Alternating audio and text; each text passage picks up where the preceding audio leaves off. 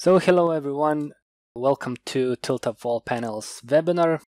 My name is Valinsas Balsevičius. I will show you a couple of things how to use our tools. We are developers of different software for Revit.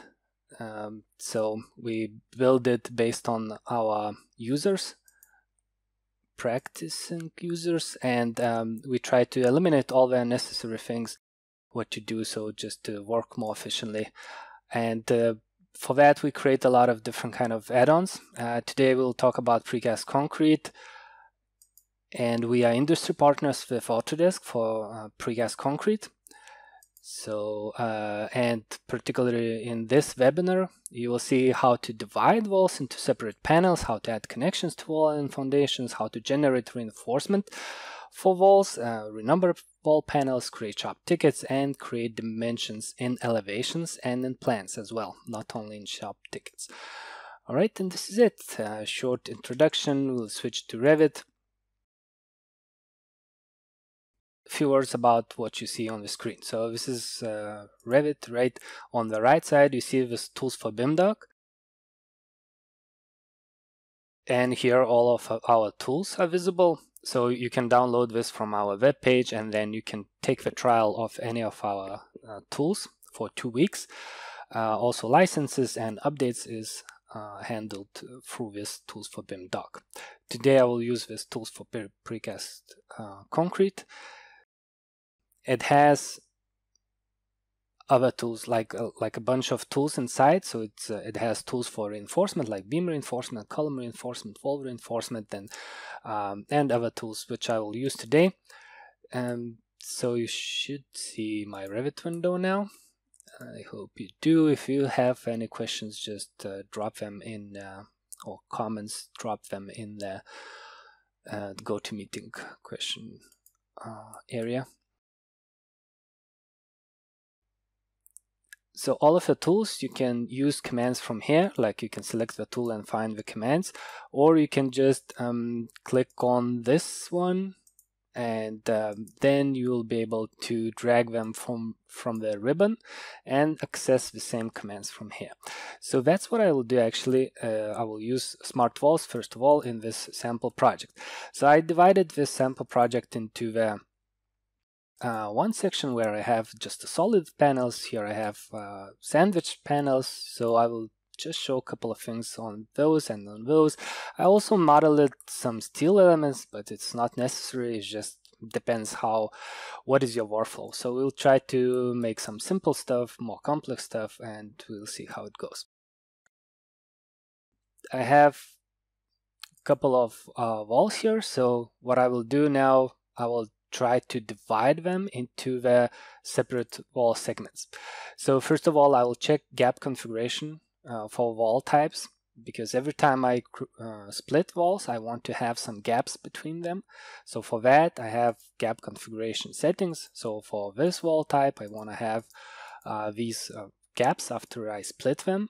I can define also horizontal gaps if I want to. Well, we can do that in a plan view, in the 3D view, however you want. You have different kind of commands to do that. The first one, actually, I just try to divide the walls at the corners. So for that, I will use this command, shorten pick wall end. So when I have joined the walls in Revit, I will click on one of them, and I will have this division. So now I have a gap of 3/4 of an inch here. If I will click on this one, it will just change that. This one will be extended. All right, okay. So you see here I have this gap. So this is one of the commands, right? You can. I will show a couple of commands from this tool. So the next thing, what I will do now, I have you see this long wall, and I want to divide it at the position of grid lines. So for that, I will select those grid lines. Then I will open the split wall menu, and I will say split by selected grids. Then select the wall, escape on the keyboard. And now what will happen? It will just divide my wall at the position of the grid lines. All right, so that's what I have now. If we'll take a look here, so all of these walls are divided at the grid position, so that's okay, but I still need them to be a little bit smaller, so I will select those again and I will say split, select it in half, so it will divide them exactly into the same size panels. Okay, so Revit gives me information that I have some same mark values in my walls, so not a problem. We'll just click on those just to accept this fact. Actually, we'll renumber them a little bit later, so it doesn't really matter now. It's probably from my previous tries the mark value was available. So okay, so what I have here, I have these walls with some gap, right? So this is one of the ways. Now another way would be, maybe I'm just gonna go to foundation plan, would be that you can simply draw a reference plane actually. Okay, this is not released yet. It should be available maybe next week. But you can draw reference planes, you can copy them and also use them like splitting. So the same way as grid lines, but I think it's maybe a little bit better to use reference planes instead of grid lines sometimes. So the same workflow I use as grid lines, and I have now panels over here just divided in the center of this reference plane. Right, so this is one of the ways. Then I will go here. Maybe I have a wall which has boundary profile edited, right? So what I will do, I will say split by boundary, and it will divide at the changes of the boundary all of the wall now into, again, similar walls like I had previously, but so this is sandwich walls. I will do the same actually. I will split them in half because I want to have them a little bit smaller in this area as well. So this tool also can split around openings. It has some horizontal splitting options as well. Okay, somehow it takes more time than expected, but I hope that's just some kind of Revit slow performance, but that's what I get, right? So that's actually what I wanted to have. Another thing is that, for example, I have split settings where I can define the size of a panel if I want to split, or maybe maximum size of a panel. I'm just gonna make them narrow. So the thing what I want to do, split from the start. So from the start of a wall with this defined length of a panel. So now it's 26, 26, 26, and I'm creating walls, actual walls, right? So the original wall is deleted and new walls are created, and all the openings is transferred, or changes in boundary, they are all transferred to the new walls. So I have new walls now created, and the last one is a little bit different because it was not actually divided by 26. It was not possible to do that, so the last piece is a little bit shorter. Okay, so for this one I will do, let's do it like, okay, first of all, actually, yeah, that's what I will do. I will say that shorten pick wall end. For this one, I'll do it like so.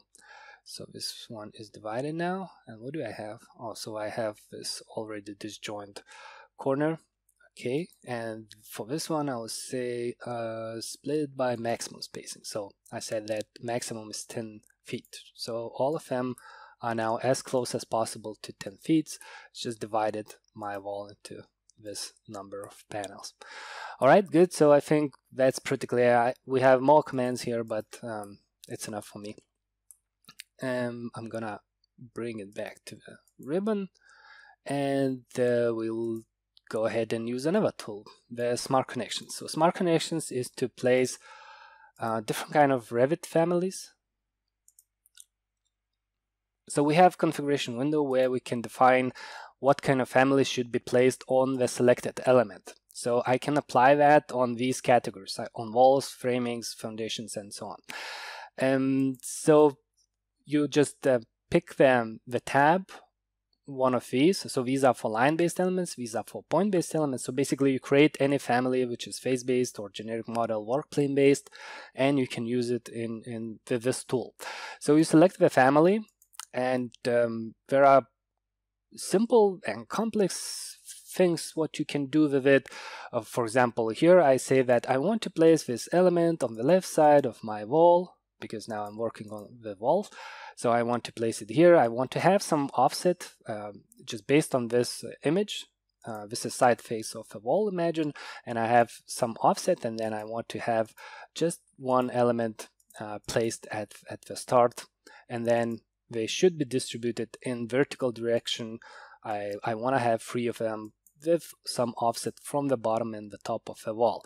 So this is simple stuff. And then you have also, can I have something like maybe this one? So I also have possibility here to search for something, to search for other connections, to search for wall joints, and based on that adjust my details. So they could be placed, they could be find other elements, and they could be placed based on that, not only on simple rules. So when I have this kind of configurations, I just let's do it for these walls. I think, okay, so I'm just gonna grab these walls just like so, and insert elements, and select the tilted panel, this one, and insert details. So I have a couple of configurations here today, so I'm just going to show you a couple of things. So it's just analyzing the geometry of the walls, and as well as I mentioned, it's searching for some of the elements. For example, I have now joist, and I'm searching for some joist ends, what I have in my surrounding position. So what happened here is that on the top I placed line-based element, which is wooden element, just a structural framing category line-based element. And when I do that, when I model all of these elements, I get all the information in my model, right? So I think it's worth it, because now I have the length of these elements, I have a quantity, volume if I need to, right? Material if I want to. Then if I'll go to structural connection schedule, so I have quantity and the type of elements which I created now, right? So that's what I have now. So what else? I have these pockets with some nested family inside. So it was searching actually for this element which I have inside the joist family, so I can find it, and then based on that I place my this element. For example, if I'm gonna move or create another joist, all right, so let's copy this one and let's run the update elements, right? Because we have update, modify, and so on, this kind of functionality on all of our tools. So the new element was created, right? Because it was finding this position. What else do I have in these panels? It's pretty simple, but I have in the corners this kind of elements just placed at the bottom left and right of each of my walls. Maybe I should isolate these guys. Okay, it doesn't really matter. Let's do some other things over here. For example, okay, I wanted to use different configuration for these walls, so that's what I will do. Or should I? Okay, let's start from these. We have some overlap panels, and so what I will do, I will use another configuration for these because I want to have different kind of connections for these. What is that? I'm missing some kind of families. Let's take a look. So I got the message that I'm missing that one. Okay, but it should be, so I remember now. Okay, so it's gonna be fine, I think. Let's do it like so. Just insert these elements. All right, and let's do one trick here. I'm just gonna change the type of it. because yeah, that's what I want to change here. I'm just gonna say that actually this new type should be used here. Let's run the update for this element, and for this one as well, let's do the update. So what I have here, I just distributed simply elements at the edges. Okay, and then for these walls, I will say I want to have insert elements, another configuration which has plates. So let's insert. So it will again analyze what kind of surrounding situations we have, because I have wall joints, I have free end of the wall. So based on that, the tool will place different kind of elements for me. All right, so something was not inserted because it just didn't meet the condition, so it's pretty normal. All right, so these were a little bit, the wall is a little bit higher, so that's why I get these not at the top of the wall, but at the position of the joist. Then I have these plates distributed on the edge. Then I have these elements also at the bottom of my wall. And what else do I have here? So somehow I made this different layout of the plates, but basically what I wanted to do here, that I want to place for one wall, I want to have this plate, and this plate should be only in the corners. So you see I have settings here for wall joints. If I have L connection, like a corner connection, then I'm placing this family with angle already nested angle inside. So I have now 3 elements at this position. All right, so I have them distributed on this panel, and you'll see that this one, let's say it has one and another one on the edges. And then if we'll take a look here, we have here again with the angle, because I was searching for this element when I'm trying to place this one. I set up the rule that I should be looking for this element. If I have found this element, I place my plate with angle. All right, so this kind of stuff you can do. Then let's go ahead and do some of the other things. Okay, so simple. For example, I have some kind of foundations. Just to show you another category. Which one is it? This one. Just a plate at the center. Very simple configuration. I say that, let's say if we'll take a look, there is only one setting that I want to place this family on top of foundation, and just in the center, and in the center in another direction. And it's actually rotated because the family is created in other orientation, so I want to rotate it so that this angle will fit with my walls, right? So if I have connections, I can really just join them. Yeah, and the same goes for this kind of elements. I have a floor here actually, not yeah. What do I have with this one? So let's go ahead and insert it, and you'll see I just got these angles. So if I will say that this should be moved for some reason, right? Maybe there is not enough space, maybe something else happened, maybe I need a couple of more of them here, so that's what I will do, and then I'll just run the update of this one, right? So similar stuff. And so yeah, it was just updated and the new one added. So it depends again on the complexity. What do you have? What do you want to do? How much do you want to go into automation? For example, here I will say I want to have this kind of this is face-based element which has some length and it's just like an angle shape, right? Angle profile. So the reason why I did that is just because let's run the update for these walls.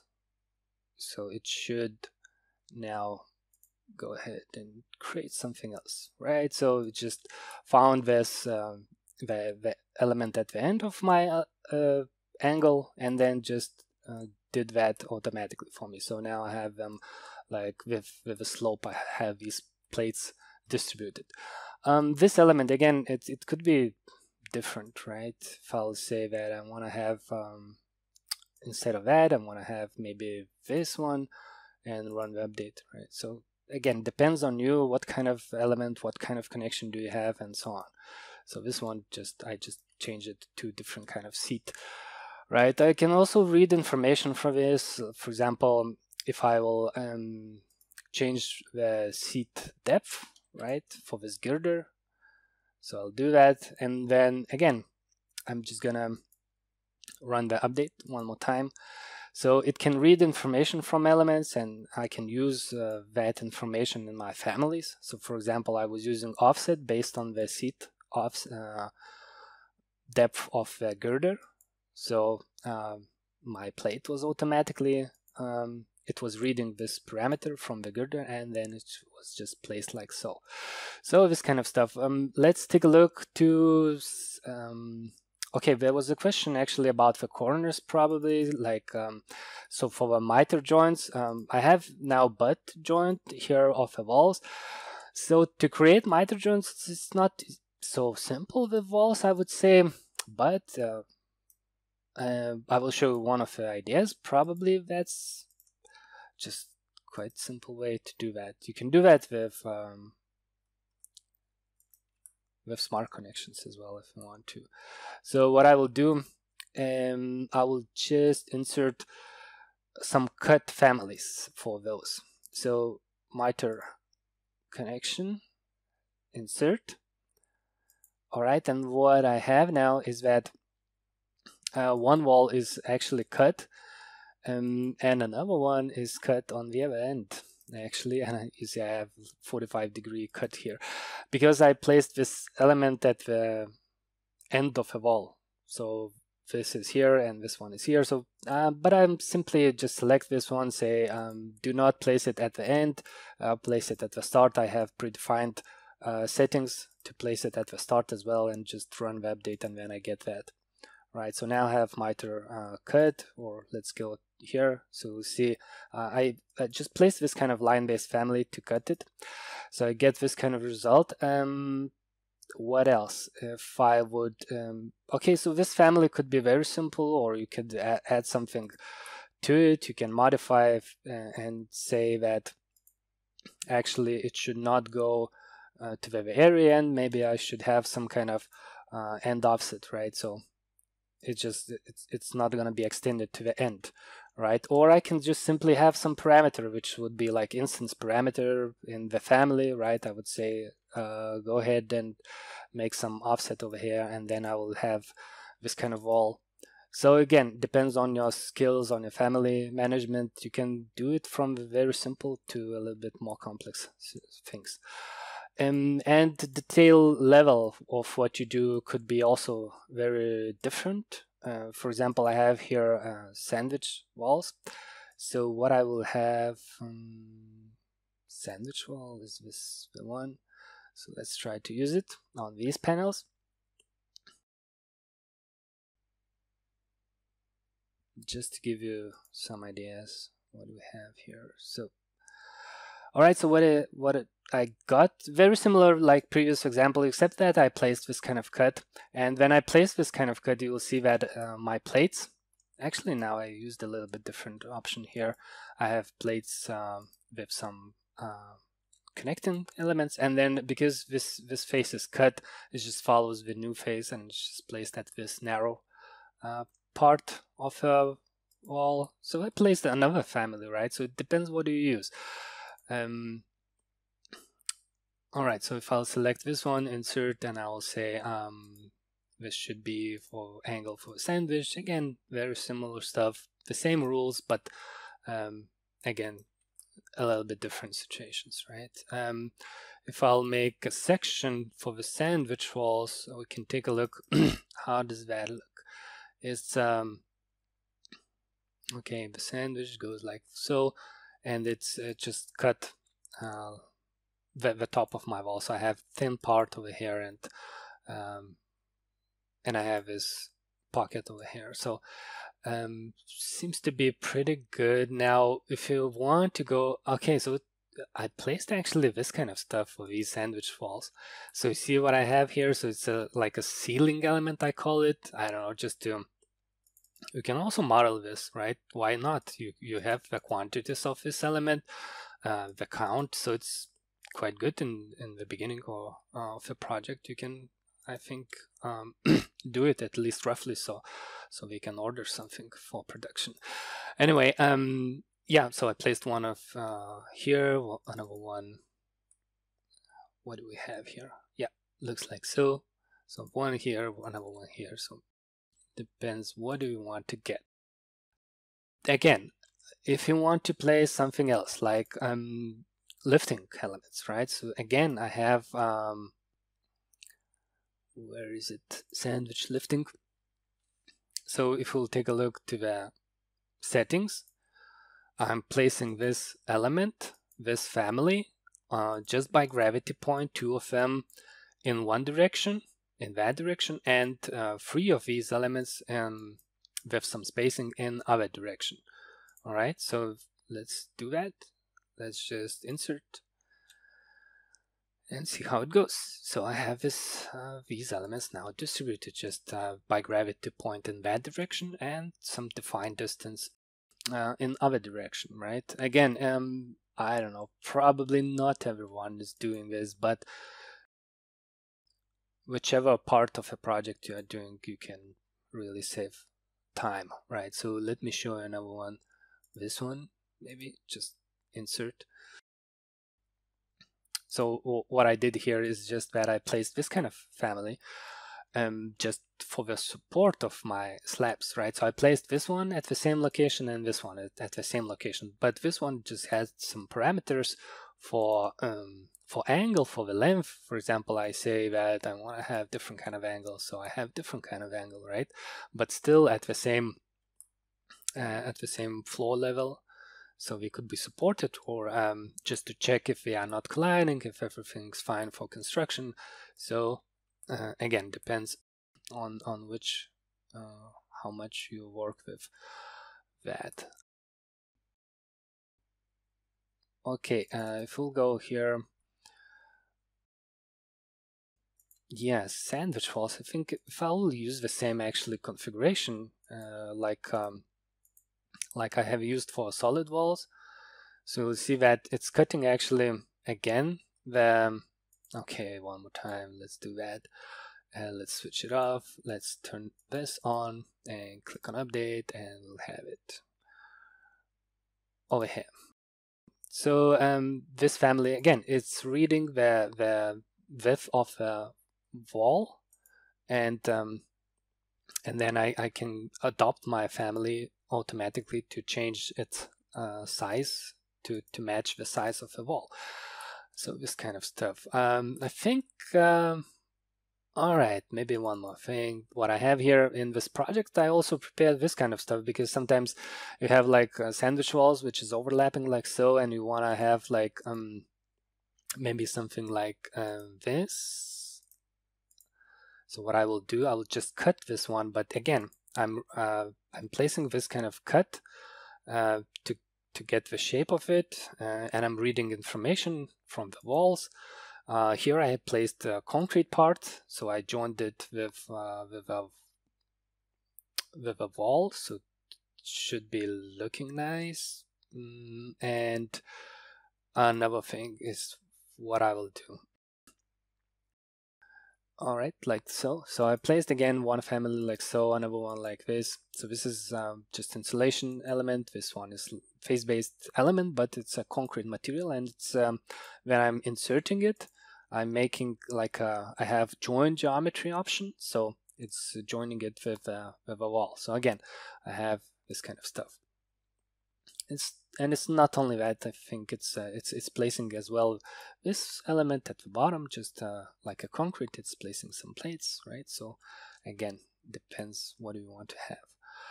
All right, I think this is clear about this tool. Another one which I would like to show you is reinforcement. So if you'll do reinforcement, if you don't do reinforcement, then start doing the reinforcement.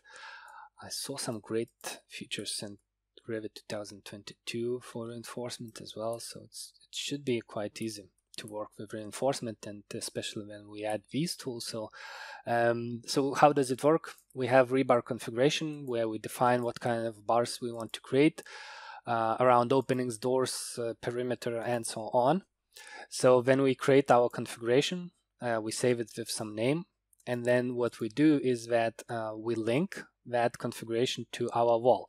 Now this is multi-layered wall, so this one is selected, right? So we'll see that I can, for each layer, I can define different reinforcement configuration. So that's what I will do. I'll say, and the next step would be to create rebar.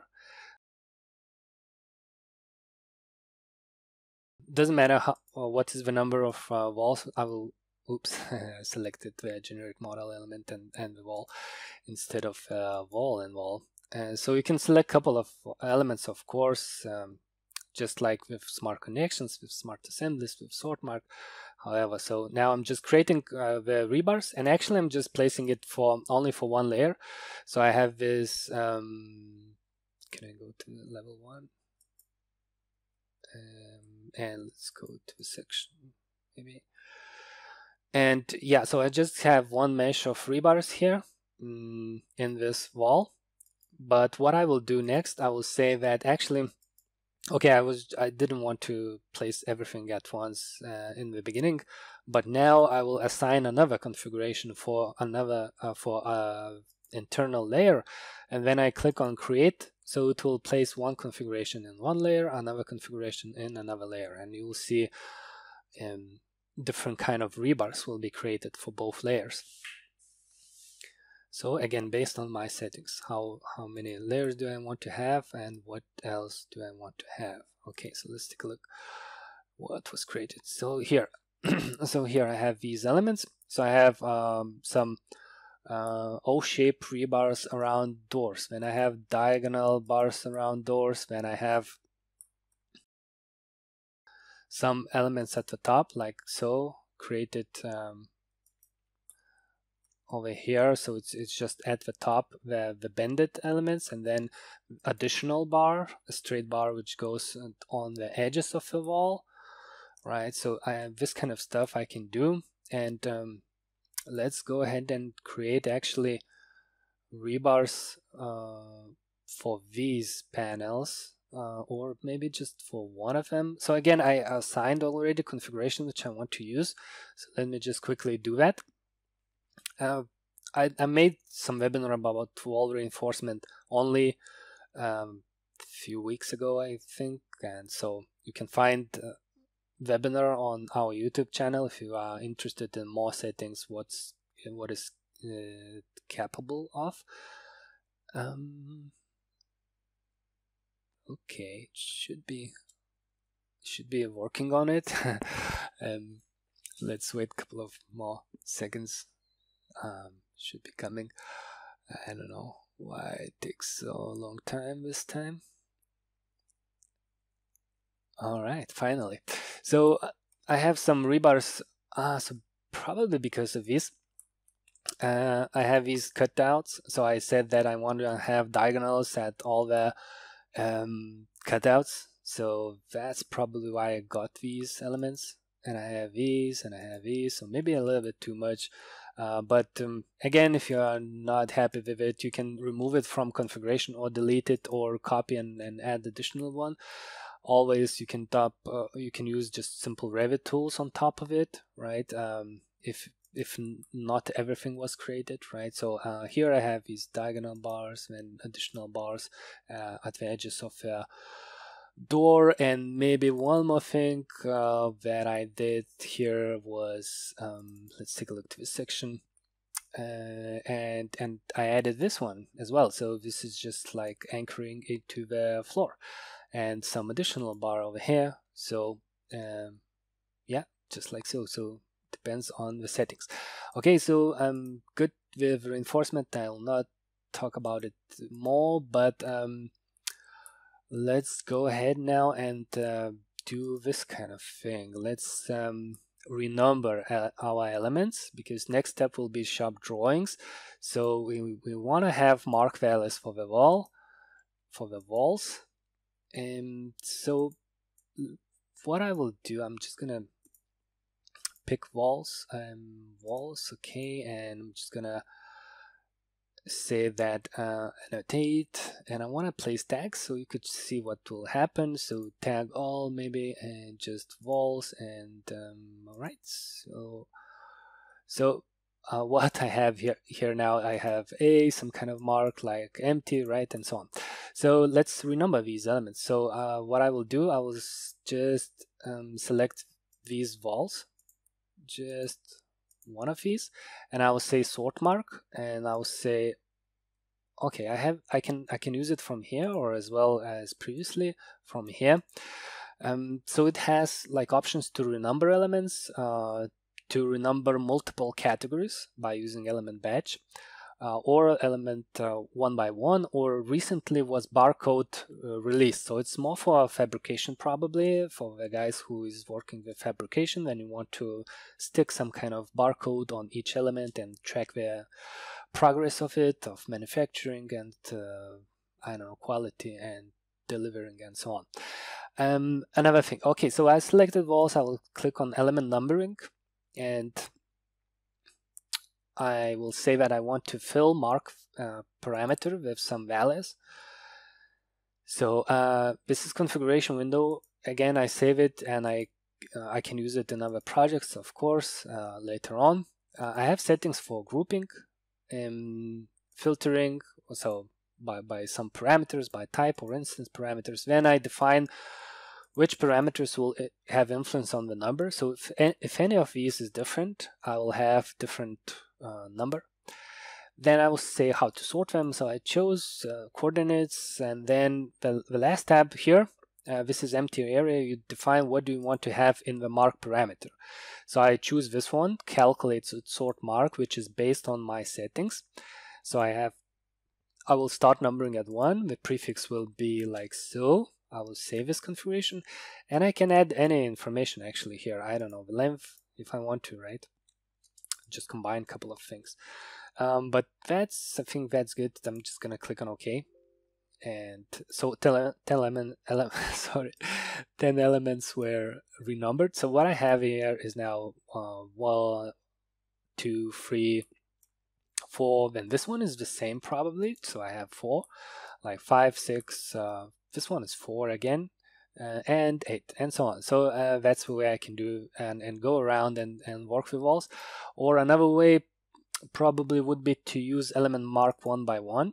So what does it mean is that you select elements just in the way I will select them in the sequence. I'll go like so, like this, just clicking on these wall elements, right? And I'm just going to do it and escape on the keyboard, and 15 elements was renumbered. So what I have now, okay, so it gives me information about the ID of the element, name. I can highlight, I can select them, and so on. But let's go ahead and see what's the numbers. So now it's actually renumbered them by ID. So it's 1, 2, 3, 4, 5, 6, 7, and then because I had grouping by type. So, and this one is new type, so it started to number from 1 again, because this is a sandwich panel, so it's like 1, 2, 3, 4. But probably now I would use it a little bit in a different way. I would use batch numbering, and I would use different rules, because I would have different prefix probably for sandwich walls. So you can run the batch numbering and then use some filters and so on, and then just apply that for all the elements. So and you can use that for anything, for joists, for foundations, for rooms, for I don't know, doors, whatever you have in your project. You can renumber that with sort mark tool. Okay, the last step to create the drawing. So drawings, dimensions, let's take a look to that part. So I have a wall here. Let's select this one. So I have this tool, Smart Assemblies, which has shop drawing configurations. Again, you create configuration, you use it in other projects as well. So, and let me just quickly explain how does it work. Here you select what kind of views do you want to create, the direction of the views, the 3D view, the section, the plan view, the elevation, whatever you want to have for assembly. Then you give it a name, then you apply dimension, visibility settings and dimension rules.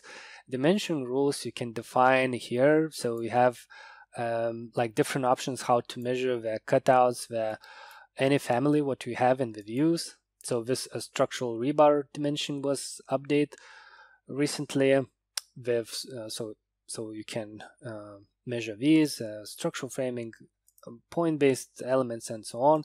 The dimension can snap to any selected point in your family, so you can snap to insert point, to the center, to the left, to the right, however you want. You can apply different kind of filtering groups, grouping options, and so on. So basically it's really flexible. But let's take a look what will be the result. So this is views and dimensions and so on. And then you have schedules where we can apply what kind of schedules should be created, how many of these should be created, right? Should it be material takeoff or something else? Then how many sheets do you want to have? In this case, I have just one sheet with this title block. So whatever you want to have, you can apply that, right? So okay, so I will select this one, create assembly, will select this configuration because I have only one. So I just for this webinar I just made the front view, and I think the front view with rebars, just a few options there. So I will show you a couple of things, but again, to have more possibilities, we can make an online demo for you, or we can you can take a look to our YouTube channel and find some other webinars specifically only about the drawings, for example, right? So click on OK. Let's take a look to this one, and let's go down. We have it here. It's going to be assembly drawing. So now all the hosted details are already added to assembly, all the rebars added, and also assembly origin is automatically rotated so that the front view will be from internal side of the wall. So it doesn't matter how it's rotated in the model, if it's diagonal, if it's like this wall, the origin will be automatically rotated, and you will get good orientation of the views. So okay, let's take a look. This is automated result with smart assemblies. So I said that in my configurations that windows should be the first dimension line, so that's what I have here. Then the doors as well. So I have window here, so to the nearest side, I said that I want to have it as close as possible to the windows, so it's on the top, and this one should be on the left side. So I did that in my configurations, right? Because I can really define this kind of stuff. Window, I want to measure the reference planes inside the window family, and vertical dimension should be on the left side, right? So this is my settings for dimensions, so that's what I get. Then this is door dimension, then this is, okay, this is grouped because I have multiple same spacing here. So I have equality formula applied. Then I have information about what is dimensioned. So I said do not include any information for the doors, but give me the type name of the families which is dimensioned here with this dimension line. So it's giving me this one over here. This one is a description of this family. So if we'll take a look to the properties of the elements, we take information from the elements in Revit, right? So we have this, for example, so our tools just copies this information and just placing it here. And so I have this, these elements are measured now. The gravity point is also measured because I can say that I want to place gravity point when I'm creating assembly, because the tool is also calculating assembly mass, which we can add to our schedules. Right on the top again, I have this this element, and I said actually for this element I want to have dimensions for the left and right edges. And for this element, I want to have just at the center, right? So I have different kind of settings for different elements. So it's really flexible to meet your factory, I hope, requirements. So and total measures. So this is front view. The top view, I said I want to have only total measures. The front rebar, I said that I don't want to have main mesh, I don't want to see it. I want to have details as just a half tone, and then I want to have dimensions grouped by, I said that the dimensions should be grouped by rebar instance, so if it's different, and then by spacing. Right, so again, different kind of settings was used here, and for rebars now I am using tags. In all of the other situations we can use only like nodes, but in this case this is tag. So it just takes information from the rebar, and you can have like 1 line or 2 lines of information here and so on. All right, so yeah, so you see that some visibility was also controlled by Smart Dimensions tool, because for rebars we have this kind of settings, like you can say that I want to show just the middle, let's say, of rebar sets and so on. So it's gonna be an apply filter. What do you want to measure? Maybe only rebar sets. You don't want to measure maybe standard elements, only stirrup ties and so on. So this kind of stuff you can do, and the section and so on. So we'll go to the sheet, and what I will do, that I will place views on the sheet like so. I'm just gonna align them, right? I'm just dragging and dropping them in the position where I want to have them. And then the part list, I will just drop it here. And now I will go to shop drawing configuration, and the last thing for the shop drawings, what I will do, I will say that this sheet should be used as a sheet template for next assemblies. So the layout of the views will be the same for next assembly. So for example, I will pick now 2 of other walls, and I will say create assemblies, and I will say apply the same shop drawing configuration, and it will create 2 assemblies for me. So again, smart assemblies, it's just working with like 1 element, so it means that I don't need to do that twice. It will do that for me. It will create separate assemblies for me, because Revit would create just 1 assembly from 2 walls, and now I have all the elements included inside. So if I'll go to the sheet, straight to the sheet, you'll see I have all these views and dimensions, and also the schedule is also here, and the next one is also the same. So I have actually here just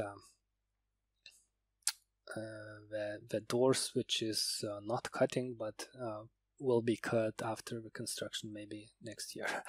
I don't know. So anyway, I could dimension that family as well. Okay, so this is like dimensioning of shop drawings.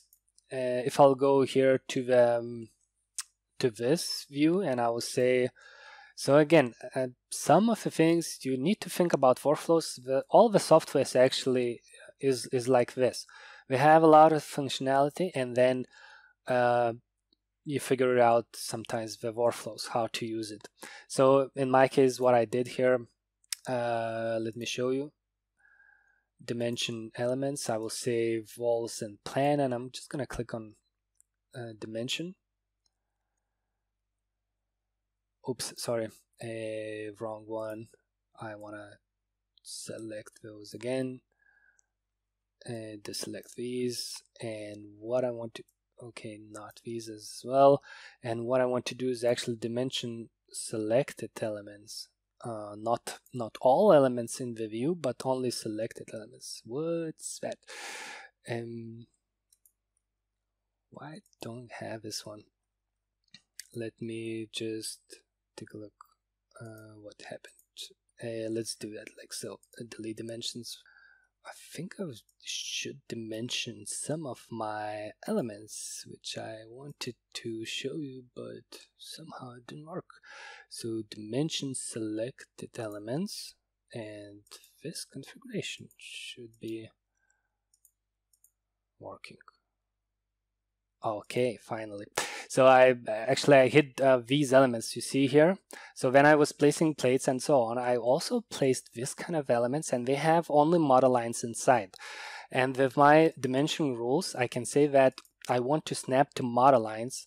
You see here, I said that I want to measure elements to model lines. So I want to have horizontal dimension to model lines. So it was just one question from our clients. So they need to give a dimension which is in the middle of a gap. So that would be a solution, I think. You place this kind of stuff just somewhere in the walls, make sure it's visible, like not the way I did that previously, and then you get this dimension. And this is total actual dimension. So this is pretty good, I think.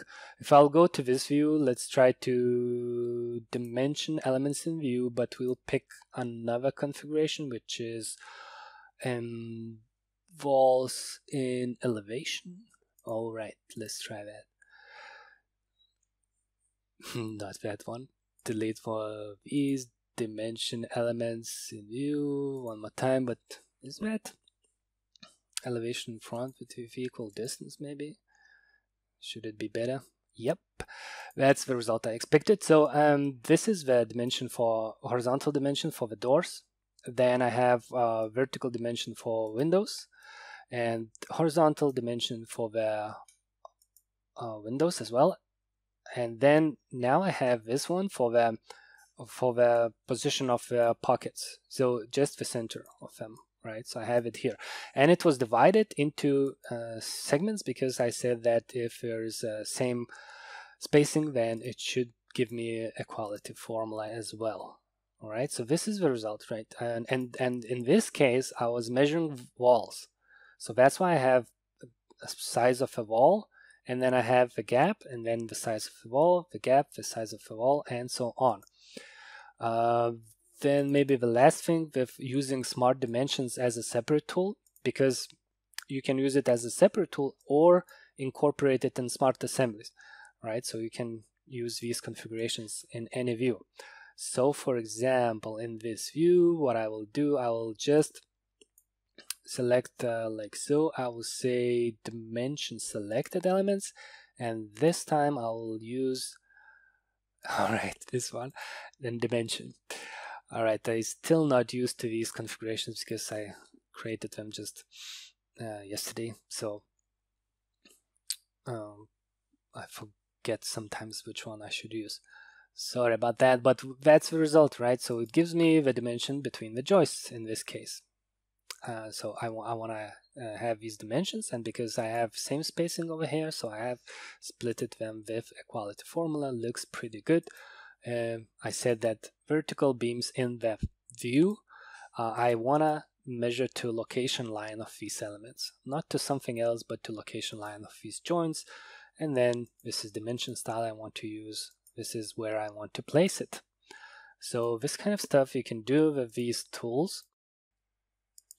One of the question was, is the smart connections is available as a standalone tool? Yes, it is available, because you can buy like precast concrete, which everything is inside, and then you can buy any of these separately.